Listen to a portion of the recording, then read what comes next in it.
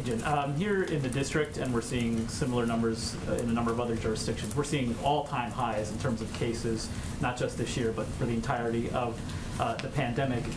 A number of these are also breakthrough cases. We used to hear the administration talk about how rare these were, but there seems to have been a change in tone around these.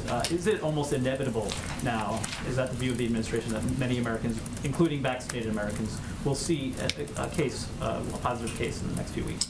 Well, I'm going to let our medical doctors give an assessment of that. We do expect, though, and I would echo what they have said, that there to be increases of cases and increases of breakthrough cases.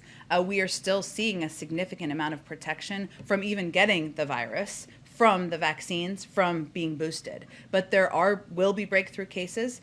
We have breakthrough cases in the White House. I'm sure you will have them in your news organizations, and we're seeing numbers go up in New York City, in DC, and other parts of the country. What we will continue to convey, because we recognize that a lot of people are sitting at home, many of whom are vaccinated and are scared, and we want to convey accurate information to them about the effectiveness of the vaccines. And this is a very interesting chart, which is why I love charts, but this is an interesting one, that fully vaccinated, this is looking at average weekly deaths. If you look at the number of fully vaccinated versus unvaccinated, we've seen it have peaks and valleys, but it's 14 times higher for unvaccinated individuals, 14 times more likely to die of COVID than if you are vaccinated. No one wants to get COVID, but I think what the president is conveying is get vaccinated. You may have some light symptoms, you may have no symptoms. That is far preferable to being hospitalized or even worse.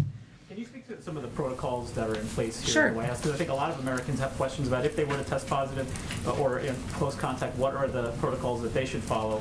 What are they in place here at the White House, especially as it relates to this individual who tested positive, who the president was in proximity to?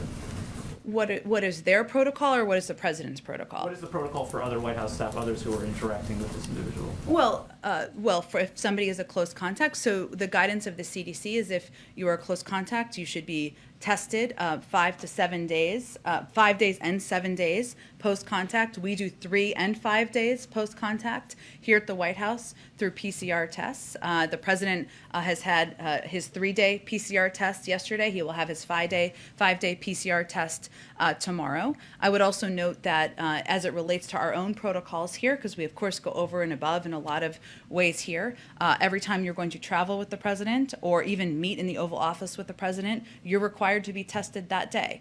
So there are additional there are also regular testing protocols for others who may not be interacting with the president, and we also wear masks around the building as well. And I have a question on Build Back Better.